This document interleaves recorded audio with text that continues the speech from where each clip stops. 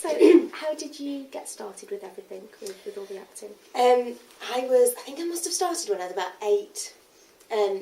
And I just kept saying to my mum and dad that how much I wanted to be an actress at the age of 8, and I was adamant that's absolutely what I wanted to do. And I think my mum and dad just sort of thought it was a bit of a phase and thought that drama was so good for confidence building for kids anyway that, what's the harm, let's send her to drama lessons, that's what she desperately wants to do.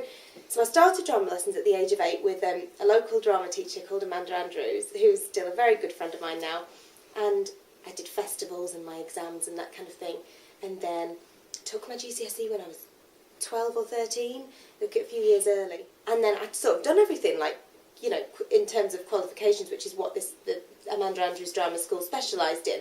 She set up an agency, like very small agency, and handpicked a few people that she'd like to look after. Fortunately, I was one of them. So from the age of, I was 8, 9, 10, 12, maybe 15, 16, that's when I started going up for things, having auditions and television and whatever. And at 17, I joined a local drama theatre group called Cafe Theatre, and the director was Betty Hand, and she lived in Stone. And we toured with the company. We went to Edinburgh Fringe Festival, Buxton, did a few venues on the outskirts of London, and that took about 6 months of my time, and that was like a proper job. That was my job. I was a jobbing actress at that point, at the age of 17. And from that point on, just got the next job, which I think was Holby City, and then Doctors, and then carried on working in television, really. Didn't look back. What do I love about it so much? I kind of like getting in under the sort of skin of somebody else, I think, and being able to take on a different character and explore that further without that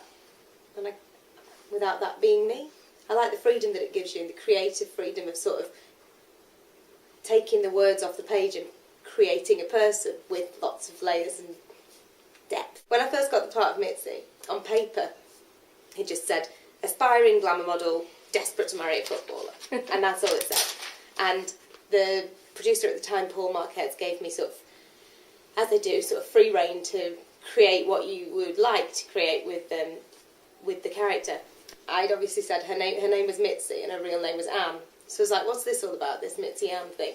They were like, well, basically, how Katie Price had like her alter ego of Jordan, and she was very much Katie Price. And she sort of did that quite successfully. I think that's what Mitzi wanted. She thought that Jordan had done it, and that was obviously her idol. And so that's why she created Mitzi with 3 E's, because 2 just would never be enough. That was the big appeal, that she was this potentially normal, really normal girl called Anne, and she'd created this alter ego for herself that could be anything. That was amazing. She was very colourful and gregarious. Are you sorry to say goodbye to her? Very sorry, yeah, very sorry. I don't think that decision ever feels right, but I guess if it was ever right, it was then, sort of a month ago, that I thought, that's it, let's just hang up the stilettos for a bit. But I've had a ball, it was great. And do you spend much time in Staffordshire still? I do. I come home and visit my mum, quite a lot. I've been in Liverpool for 2.5 years, when I was obviously doing Hollyoaks, that's where it's filmed. Then I finished there. Most of my time spent in London, but I still have a place in the outskirts of Staffordshire, and I come home quite regularly to see my friends and family, so I'm still here quite a lot, yeah. How did you find growing up in Staffordshire? What do you love about Staffordshire? We were it's quite rural, actually, quite a rural area, so I thought that was probably the best bit, living in the sticks, and growing up there was a farm right next to us, and we'll always have fresh eggs, and there was always chicken, and I had cows sort of just past the back garden, and that was very, very lovely. But I think Staffordshire has a lot to offer. Oat cakes being one thing. That's probably my favourite thing. You said that you were involved with the deaf community, the adult community. Yes. How did that come about? My dad was deaf. He lived the last 2 years of his life profoundly deaf. And although my dad didn't sign, because he'd had a voice all his life, so he could communicate quite eloquently, I sort of saw what an effect that has on a family and how difficult somebody's life is when they don't have hearing. And that's somebody who had a voice. And obviously if you're born deaf, communication's also difficult. So I consider my dad quite lucky, actually. So 2 years later, that kind of gave me the impetus to go and learn sign language, really. I just kind of had a bit of a personal connection to it, and I wanted to do something as well, with my time, something like another string to your bow or whatever. And that seemed like the right thing to do. So I kind of did it, very much enjoyed it, and got got better and better at it. It was never the plan, but I kind of got the bug for it, and I ended up training as an interpreter. It's nice to do something that you care about between acting jobs. Obviously, acting's like my passion and what I would always like to do. But as an actress, you sometimes have to take other jobs, be it like bar work or waitressing or whatever. So it's actually nice that I'd got something that I cared about so much to do between jobs. The charity NDCS, the National Deaf Children's Society, I got involved with them about 3 years ago. I think that they're great, and I've had a lot of involvement with the deaf community for years now. But they, with deaf adults, I haven't really had much to do with deaf children, and that's obviously what they specialise in. So it's kind of like breaking barriers and raising awareness of deafness within young people, which is what the charity specialises in, and I think that's great.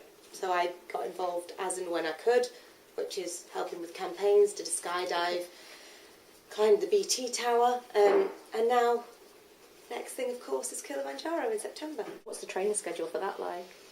Well, I mean, it should be.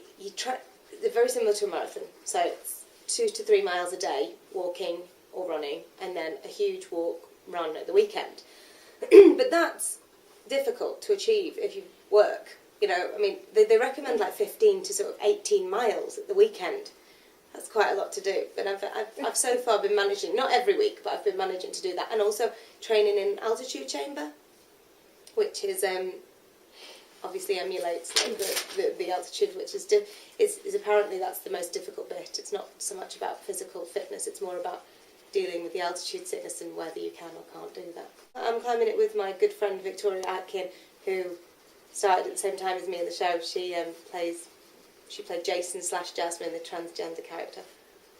She's now in LA, so she's training in sunny LA. Wow, that sounds nice. Yeah, it sounds a bit better than here, but there we go. You're also involved with Donna Louise Hospice? Yes, that's right, yeah, locally, yeah. How did that happen? I went to the Heroes evening. It's called Staffordshire Heroes. Jonathan Wilkes very kindly invited me along to go and present an award there, and I didn't really know anything about it, or didn't know any. I'd heard of Donna Louise, as everybody from Stoke and Staffordshire has, without being aware of what they actually did. So I met Mel at the charity, had a little chat, and she said, you know, come down and have a look what we do. So I went to the hospice. I was just quite overwhelmed by it, really. It's a really special place. Yeah. And they do some phenomenal work. So I just sort of said, yeah, like, where do I sign? What do you want me to do? I'll do anything to help. So I opened a big shop in Stoke not so long ago, and I did that. And I'm running 10k in May, which is 2 months. Yeah, I'm going to be like a machine at the end of it. Where's that going to take place? That's Shenton Gardens. I don't know how true it is, but I read online that you're looking at opening some acting workshops and things like that. Yeah, it's very much in the experimental stages at the moment, but it's not so much acting workshops. I feel like I'm grossly underqualified to, you know, give tuition. But what I have noticed from my personal experience is in and around Staffordshire there are some great drama schools. I mentioned the Amanda Andrews Drama School, I know there's the Wilkes Academy and many, many more that coach kids to a brilliant level that obviously hopefully are budding actors and actresses and want to get into the business. Then what I don't think there is enough advice about how you actually do that. So the mechanics of it. So, you know, if you want to get into the acting business, what do you need to do? Well, you need to get an agent. How do you do that? What's a good agent? You need a headshot. What's a headshot? You know, you need to write a CV. How do you do that if you don't have enough material? Showreel's a good idea. What goes on a showreel? So I think like the actual mechanics behind getting into the business, there's potentially a breach there on that there's no real information on how you do that.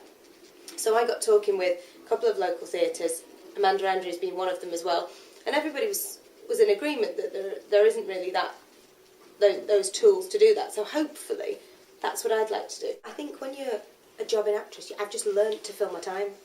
Yeah. Because there's a lot of time when you're just auditioning, literally waiting for the phone to ring, especially if you've made the decision to leave a job. You know, that's obviously what's going to happen. Busy, so I think I've just learned how to keep myself busy, really, because I'm sure I could quite easily just be sat at home thinking, come on.